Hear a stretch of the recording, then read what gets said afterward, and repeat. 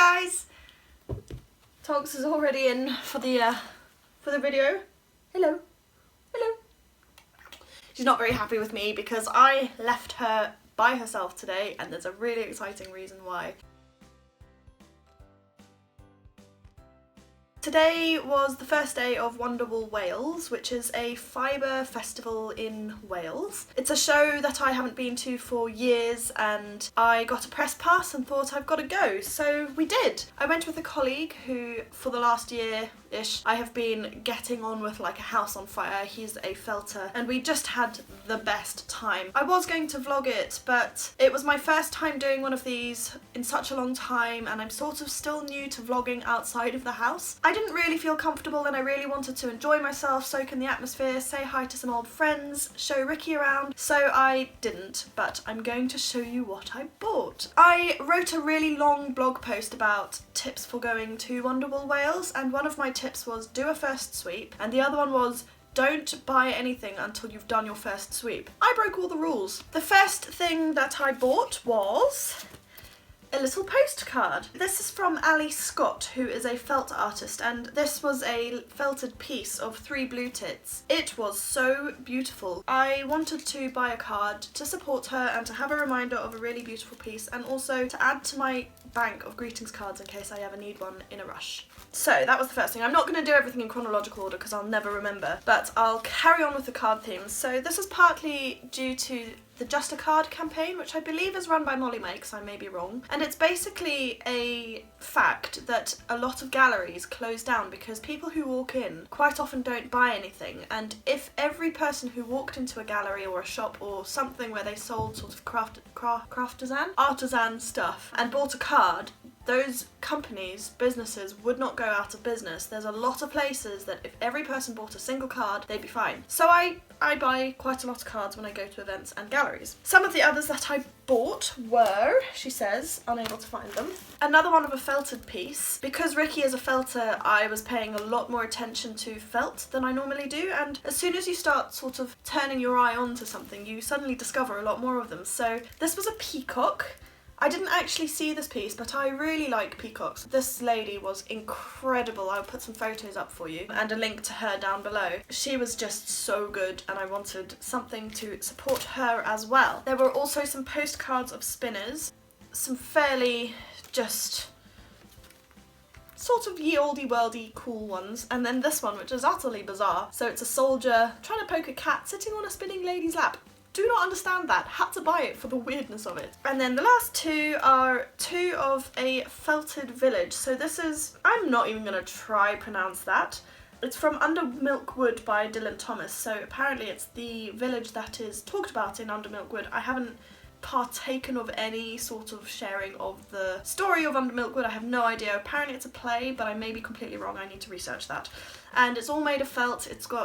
It's not all made of felt, all of the houses are made of felt, and then it's got all these little touches like Fimo dogs and the lids of toothpaste tubes spray painted silver, and then with plant pots in them, and it was just incredible. And they are trying to find a home for it but really struggling, and they were selling postcards, so I thought, right, gotta get those. The next things that I bought that sort of follow because they're non-yarny or fibery is Romney Marshall's hand and body lotion. Now this is the only hand lotion that I will use. Obviously as a crafter, my hands are really important to me, and I want them to always be as soft and sort of snag free as possible, especially when I'm doing stitching or spinning. It's a lanolin based moisturizer, so it's the oil that's on sheepskin. When did I discover it? I think about 6 years ago.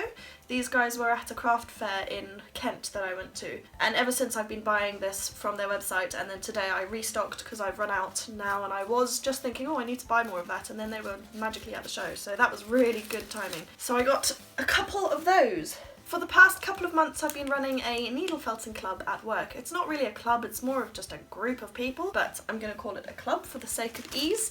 And I bought a load of new fibre for that because the fibres that I have in my collection tend to be to my taste and not to everybody else's. So these were some colours that were requested by the people who do that club, and they're mostly to do sort of badgers and foxes. That was the bulk of the purchasing. No, that is a complete lie.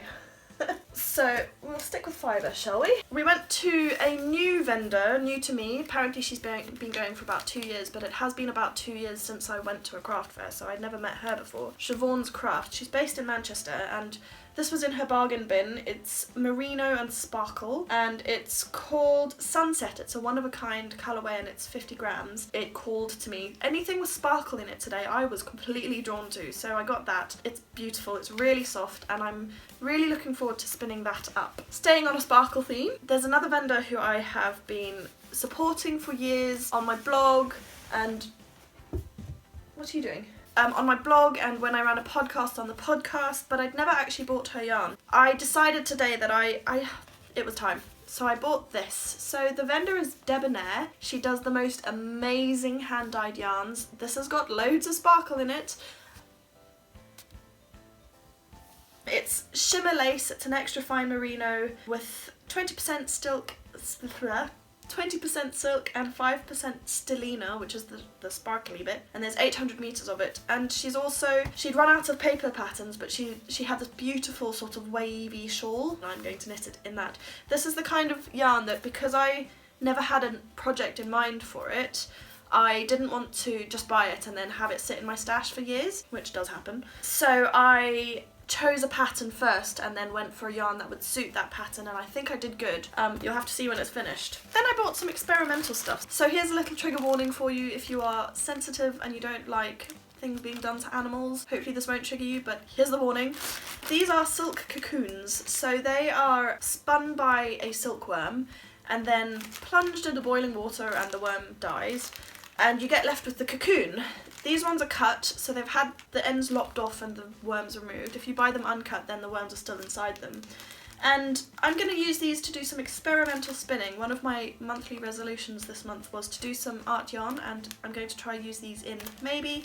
If not this month, then I'm definitely going to try have a go at them because I've been wanting to try them for years. Again, on an experimental art yarn theme, I got 3 of these green ones and 1 of these yellow golden ones. These I got for free with another purchase. They're merino and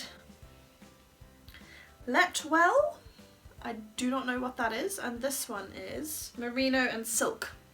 So I'm really looking forward to trying those out on something you'll find out about very soon. There's one more Fibre purchase. This was the first one that I made. This is called Alpaca Supreme. It's ridiculously soft. So it's alpaca and mulberry silk, and I got 300 grams of it to spin into something for something. I used to have loads of this, which I had planned to spin into a really big project, and then I taught somebody how to spin and they loved it so much that I gave it to them.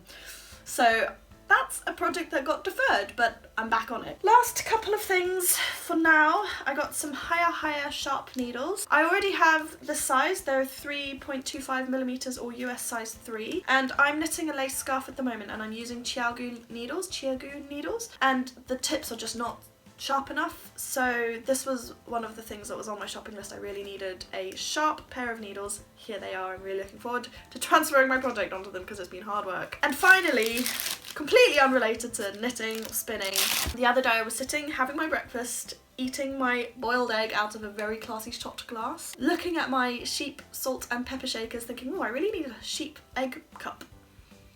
Found one. He came from Tracy Baker Ceramics. He's quite, I'm gonna say clumsy, but in a really charming way, and I'm really looking forward to having a boiled egg tomorrow. I'll put links to all the suppliers of all of this stuff in the box down below. I realised I didn't say them as I was going along, not for all of them, and that's because I didn't want to sit here like reeling off lists of people and not get into the good stuff. That's not all. The sharper of you may have seen as I'm moving around a box behind me. So I got my spinning wheel that you've all seen in previous videos 5 years ago now, and it's an Ashford traditional. I bought it off a woman on Twitter. I don't recommend doing it that way, by the way. It arrived very well packaged, and it came with a Lazy Kate and carders and a niddy noddy, so it was all sort of the full package, but the spinning wheel was in terrible condition, and it meant that my learning to spin on a spinning wheel was really hard. I eventually did it. I've recently refurbed the wheel. I love that wheel. It is my first spinning wheel, and I'm looking at it, which is why I'm sort of looking in this direction because it's right here. But I've really wanted a really portable wheel for a long time because I want to join a spinning guild and I want to be able to take a wheel places and do things. And I've had my eye on some of the Ashford double treadle wheels for a really long time. I haven't really talked about it online because it's not the right place for it, but I've had a really tough 6 months, really. It's been hard. There's a reason why I haven't been vlogging and blogging so much. I decided it was time to treat myself, so I bought an Ashford Kiwi 2, which is a double treadle wheel. It's not the smallest, it's not the most expensive either, but I had a go at all of them on the Ashford stand, and that was the one that really called to me. I loved it so much. It was such a smooth action. It was just the right weight for me. It was the perfect speed. I'm quite short, so it's nice and low. The spinning chair that I sit on anyway is very low, so it'll suit that. And I just thought, this is my time. So when I bought it from one of the vendors at Wonderwool, they gave me loads of free fibre. I got it for a really good price and I am so pleased. I'm going to do an unboxing which will follow after this video, just to show you the box. This is it. So Ricky took a hilarious photo of me with it when we were in the show. I look really red, I'll put it here. Apparently I wasn't this red in real life, but I did have a mini freak out and go, oh my goodness, am I like boiling red? I was so excited, I cannot describe. This is a dream come true. I've wanted one of these for the longest time. It's not an impulse buy. I've really been just desiring this wheel for such a long time. I know there are people who will say, oh, an Ashford isn't the best wheel that you can get, but I like the brand. I like that it's quite easy to get all the accessories that match. It's fairly affordable. It may not be all bells or whistles, but for me it works. So I'm going to get on with the unboxing. I can't wait. I've got to put it together. Spinning wheels come flat pack, in case you hadn't realised, from Ashford. So there's going to be some construction. Apparently it's quite simple, so I will film it and I'll show that to you next. I really hope you've enjoyed this. It's nice to share some non-cross-stitch stuff for a while. I'm hoping my knitting and spinning friends will come along and have a look at this. And if you're not a knitting or spinning person, I hope you found it interesting. You'll probably be seeing more of this sort of content on YouTube because, spoiler alert, I finished my Australia map. I haven't got any really big cross-stitch projects on the go at the moment and I want to get back into spinning, obviously. I'm going to get on with it. I'm very excited and I'll see you all soon. Bye!